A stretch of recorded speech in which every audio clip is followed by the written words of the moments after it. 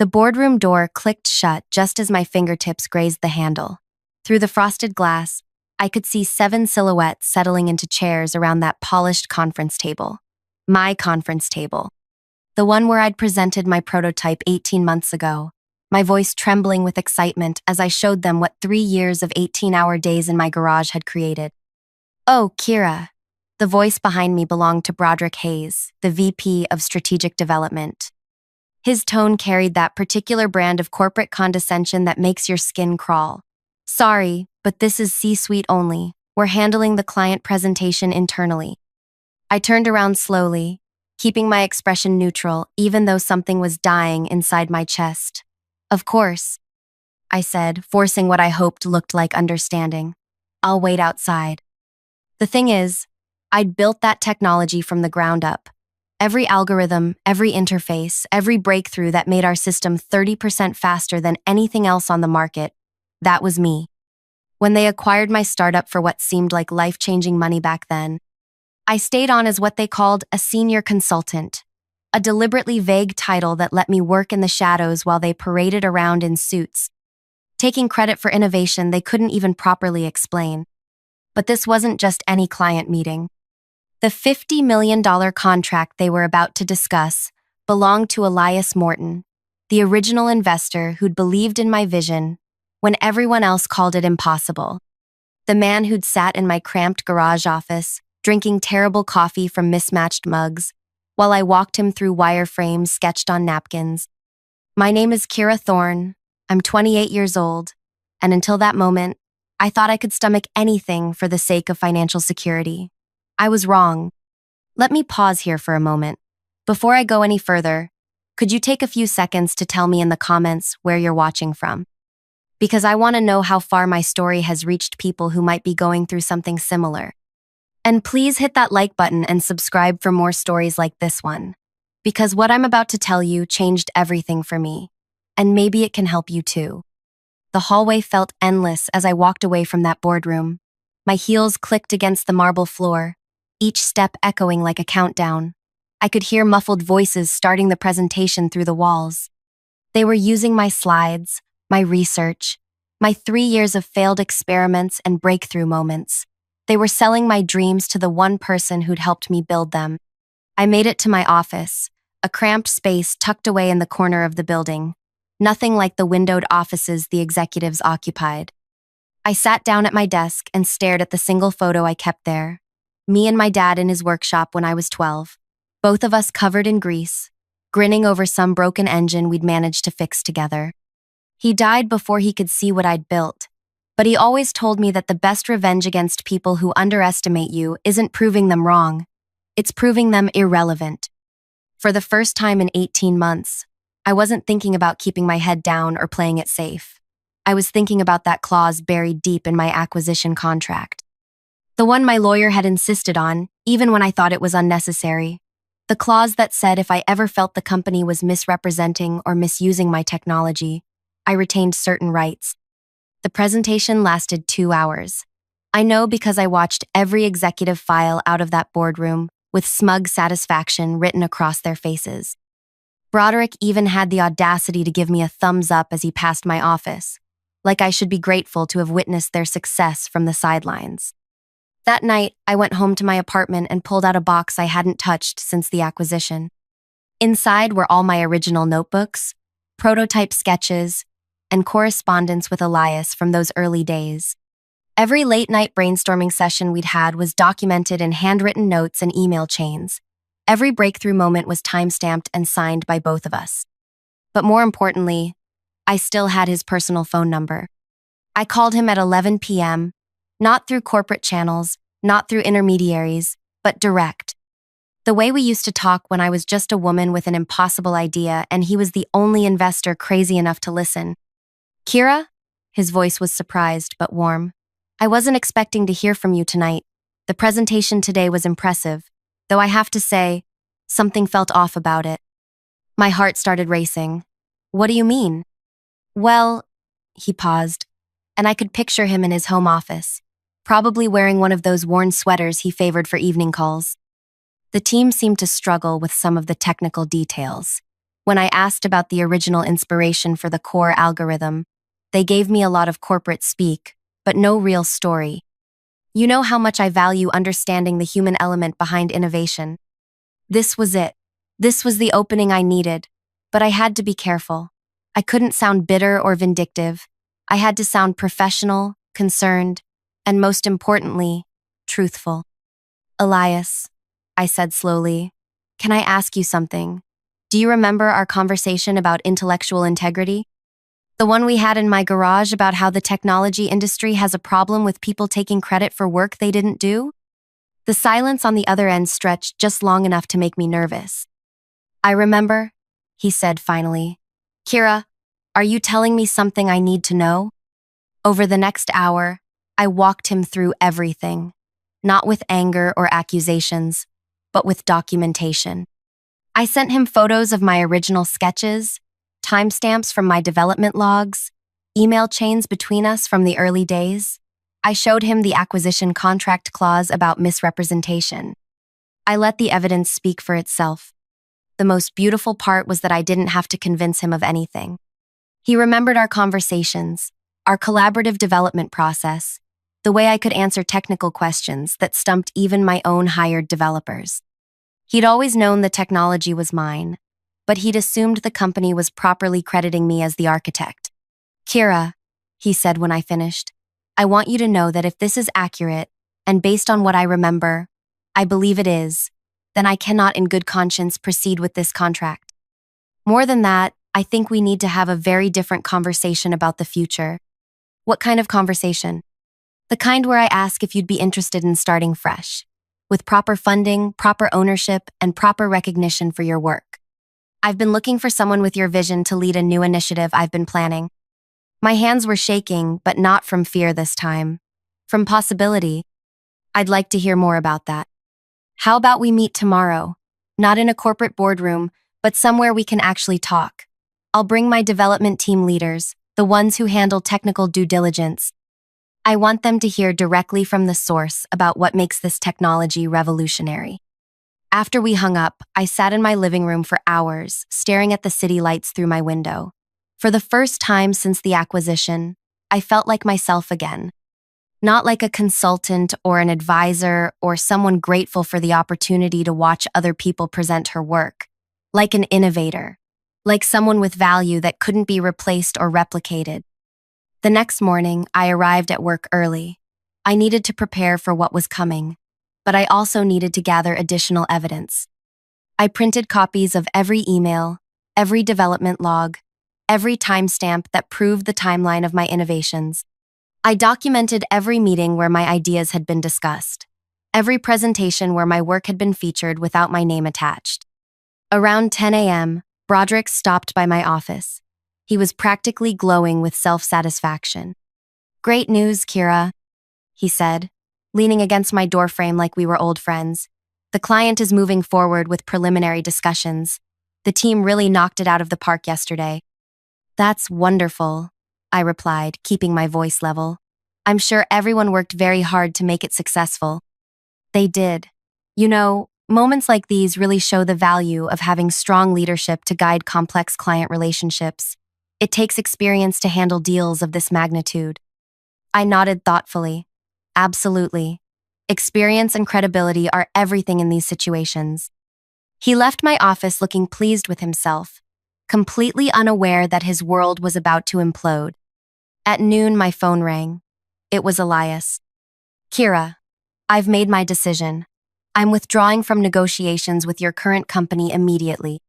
Their representation of the technology was misleading at best, and I won't work with organizations that misappropriate intellectual contributions. I understand, I said, though my heart was pounding so hard I could barely hear my own voice. But I have a proposition for you. I want to fund your new company, your technology, your leadership, your vision. I'm prepared to offer you initial funding of $15 million, with the potential for significantly more as you scale. You'd maintain majority ownership and complete creative control. The room seemed to tilt sideways. Elias, I don't know what to say. Say yes, then say goodbye to people who don't value what you've built. Yes, I whispered. Absolutely yes. Excellent. I'm sending formal withdrawal documentation to your current company this afternoon. I expect they'll want to schedule some emergency meetings to discuss what went wrong. What went wrong? As if it was some mysterious corporate puzzle, instead of the predictable consequence of excluding the actual creator from discussions about her own work. Within an hour, the entire executive floor was in chaos. I could hear urgent conversations happening behind closed doors, phones ringing constantly, assistants hurrying between offices with stacks of papers. The $50 million deal that had seemed like a guaranteed win that morning was evaporating in real time. Broderick appeared in my doorway again, but this time his expression was completely different. The smugness was gone, replaced by something that looked almost like panic.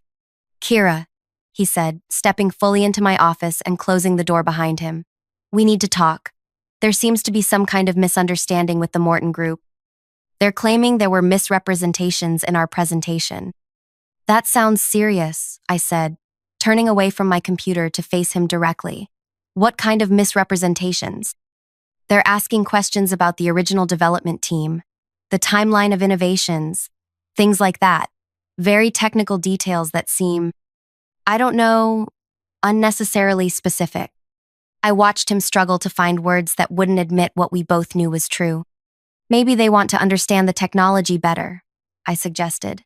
Some clients appreciate knowing the full story behind the innovations they're investing in. His face flushed slightly. Right. Well, the thing is, you were obviously very involved in the early development process. If they want to speak with someone who has that historical perspective, you might be the right person to have a conversation with them. Finally, after 18 months of being relegated to the shadows, they needed me front and center. I'd be happy to help, I said carefully, though I should mention that Elias Morton and I actually have quite a bit of history together. He was my original investor before the acquisition. The color drained from Broderick's face so quickly, I almost felt sorry for him. Almost. Your original investor? Oh yes. We worked together extensively during the early development phases. Very hands-on relationship. He's quite familiar with my role in creating the technology. Broderick left my office without another word. The afternoon brought a parade of executives to my door, each one more desperate than the last. First came Camille Sterling, the chief technology officer who'd never written a line of code in her life. Then Fletcher Morris, the VP of Innovation, who couldn't explain how innovation actually happened. One by one, they came to ask for my help in salvaging a deal that was falling apart because they'd excluded the one person who could actually answer the client's questions. But it was too late. By 5 p.m., Elias had sent formal documentation to the company's legal department, officially withdrawing from all negotiations and citing concerns about intellectual property misrepresentation. The letter specifically requested clarification about the original development team and asked for detailed documentation of each team member's contributions to the core technology. The executives had built their careers on taking credit for work they didn't understand, and now someone was asking them to prove their expertise. At 6 p.m., I submitted my resignation letter. Short, professional, and effective immediately. At 6:30, I walked out of that building for the last time, carrying nothing but my personal belongings and the satisfaction of knowing that everything was about to change. The phone calls started that evening. First Broderick, then Camille, then Fletcher. All of them wanting to discuss my departure and explore options for moving forward. All of them suddenly very interested in acknowledging my contributions and finding ways to properly credit my work. Too little, too late. The next morning, I woke up as the majority owner of a fully funded technology company with the backing of one of the most respected investors in the industry. The morning after that, I read in the business news that 7 executives from my former company had submitted their resignations following the collapse of their largest potential contract. The most beautiful part was that I never had to destroy them. I just had to let the truth surface. When someone asks you to prove you created something, and you can't, the conversation tends to end pretty quickly. The resignations made headlines in the tech industry. Not because of who these people were individually, but because 7 C-suite executives leaving the same company within 72 hours suggested something catastrophic had happened behind closed doors. I found out the details from Jasmine, my former cubicle neighbor who'd always been kind to me. She called me 3 days after I'd walked out, her voice barely above a whisper. "Kira, what did you do?" she asked, but she wasn't accusatory. She sounded amazed. "I told the truth," I said. "That's all." Well, the truth just demolished the entire leadership structure. They called an emergency board meeting yesterday. Apparently, when Elias Morton withdrew from the deal, he didn't just leave quietly. He sent a detailed report to the board of directors explaining exactly why he couldn't work with a company that misrepresented intellectual property. My stomach fluttered, but not with anxiety this time, with vindication. Jasmine continued. The board demanded documentation proving who actually developed the core technology. When the executives couldn't provide it, they started pointing fingers at each other. Broderick threw Camille under the bus, saying she should have known the technical details. Camille blamed Fletcher for not maintaining proper development records. Fletcher claimed it was everyone else's responsibility to verify the information before client presentations. And none of them could actually explain how the technology worked, I said. Exactly. The board brought in independent technical reviewers to assess the situation. Guess whose name appeared on every single patent application, every development milestone, every breakthrough documentation? Mine. Because I'd been meticulous about documentation, even when I thought no one would ever need to verify my contributions. The board gave them a choice, Jasmine said. Resign quietly, or face a public investigation into intellectual property fraud. They all chose resignation. After that call, I sat in my new office, a bright windowed space in a building I'd chosen specifically because it felt nothing like my old workplace, and tried to process what had happened. 7 people who'd made my life miserable for 18 months had essentially erased themselves from my professional landscape. Not because I'd schemed or manipulated or destroyed them, but because they'd built their careers on a foundation that couldn't withstand basic scrutiny. The irony was staggering. They'd excluded me from the meeting because they thought I wasn't important enough to be there. But excluding the actual creator of the technology from discussions about that technology had exposed the fact that none of them understood what they were selling. My new company launched 6 weeks later. Elias had introduced me to a team of brilliant developers who actually wanted to understand my vision instead of just profiting from it. We called the company Apex Innovations, simple, direct, and completely owned by me. The first major client meeting was surreal. I sat at the head of a conference table in my own building, presenting technology I'd created to people who respected my expertise. When technical questions arose, I answered them myself instead of watching someone else stumble through explanations they didn't comprehend. But the real validation came 4 months later, when Elias brought me an opportunity that made my original $50 million deal look modest.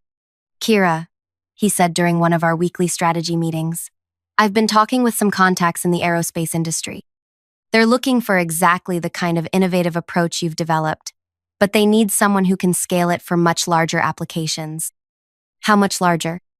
$200 million contract to start. Potential for expansion into international markets worth significantly more. I stared at him across the table, remembering all those months when I'd felt grateful just to have a job where I could work with my own technology. "What's the timeline?" I asked. "They want to meet with you next month, just you." They specifically requested to work directly with the original innovator. The meeting took place in a conference room that overlooked the city skyline. As I presented my expanded vision for the technology, I kept thinking about that closed boardroom door from almost a year earlier. The click of that handle turning, the dismissive voice telling me I wasn't important enough to be included. This time, I was the only person in the room they wanted to hear from. The aerospace executives signed the contract that afternoon. 6 months later, my former company was acquired by a larger corporation for significantly less than its projected value. The loss of the Morton Group deal had triggered a cascade of problems, including investor confidence issues and client trust concerns. The business news articles mentioned that the company had experienced leadership instability and questions about intellectual property management. I learned about the acquisition from a LinkedIn notification. Several former colleagues had reached out to congratulate me on my new company's success, mentioning that they were looking for new opportunities since the acquisition meant layoffs were likely. But it was a message from an unexpected source that really caught my attention. Broderick Hayes had sent me a connection request with a personal note. "Kira, I hope we can put the past behind us. I've learned a lot about the importance of proper attribution and would love to discuss potential collaboration opportunities." I stared at the message for a long time. This man had spent 18 months treating me like an inconvenient afterthought, had smirked when I was excluded from presenting my own work, had taken credit for innovations he couldn't even explain. Now he wanted to collaborate. I declined the connection request without responding. Some people think revenge means making your enemies suffer, but the most satisfying revenge is becoming so successful that your enemies become irrelevant. Broderick wasn't my problem anymore. He was just someone I used to work with who'd made some poor choices. My company now employs 43 people, all of them properly credited for their contributions. We have contracts worth over $600 million, and 3 of our innovations have been licensed by companies in 12 different countries. I own 78% of a business that industry analysts value at nearly $500 million. More importantly, I wake up every morning excited about the work I'm doing instead of dreading another day of watching other people present my ideas. The technology that started in my garage has evolved into something I never could have imagined. We're developing applications for renewable energy, medical devices, and space exploration. Last month, I gave a keynote speech at the International Innovation Conference, where I talked about the importance of intellectual integrity and supporting original thinkers. After my presentation, a young woman approached me with tears in her eyes. She told me she'd been working at a company where her male colleagues consistently took credit for her research, and she'd been considering leaving the field entirely. "Your story gave me hope," she said. "It showed me that the truth has power, even when it takes time to surface." I gave her my contact information and told her about the mentorship program we'd started at Apex Innovations. 3 months later, she joined our team as a research director. That's the thing about authentic success. It creates opportunities to lift other people up instead of just climbing over them. Sometimes I drive past my old office building. It's been mostly empty since the acquisition, with only a few departments remaining before the full consolidation happens. The parking lot where I used to sit in my car, psyching myself up for another day of invisibility, now has weeds growing through the asphalt cracks. But I don't feel vindictive when I see it. I feel grateful. Those 18 months of frustration and exclusion taught me exactly what kind of leader I didn't want to become. They showed me the difference between authority based on position and authority based on competence. Most importantly, they proved that you don't have to destroy people who underestimate you. You just have to build something so undeniably excellent that their opinions become meaningless. The last I heard, Broderick was working as a consultant for small tech startups, helping them optimize their leadership structures. Camille took a position at a mid-level company doing project management. Fletcher moved into sales, where his lack of technical knowledge was less of a liability. They all landed somewhere. That's the thing about the corporate world. There's always another position for people who are good at managing without creating. But there's only one person who can claim to have built what I built, and that person is me. Looking back, I realized that the moment they closed that boardroom door, they didn't just exclude me from a meeting. They freed me from the illusion that I needed their approval to succeed. They forced me to remember that I'd built something valuable, not because of their guidance, but in spite of their interference. The girl who spent 3 years in a garage, surviving on determination and terrible coffee, didn't need permission to be brilliant. She just needed the courage to stop asking for it. If you're watching this and you're in a situation where people are taking credit for your work, or excluding you from opportunities you've earned, or making you feel like you should be grateful just to be in the room, listen to me carefully. Your value doesn't decrease because someone fails to recognize it. Your contributions don't become less significant because someone else presents them. Document everything. Keep records. Maintain relationships with people who understand your actual capabilities. And never let anyone convince you that being overlooked is the same as being unimportant. The truth has a way of surfacing, especially in our connected world where intellectual property and original contributions can be verified. People who build careers on other people's work are building on sand. Eventually, someone's going to ask them to prove what they claim to know, and that's when their foundation crumbles. Your job isn't to destroy them. Your job is to build something so authentic and excellent that when that moment comes, you're ready to show the world what you're actually capable of. If this story resonated with you, please hit that like button and let me know in the comments what you're building, what you're fighting for, or what truth you're ready to let surface. Subscribe for more stories about people who refuse to stay invisible, because these stories matter. They remind us that ordinary people can do extraordinary things when they stop waiting for permission and start believing in their own value. The world needs what you've created. Don't let anyone convince you otherwise.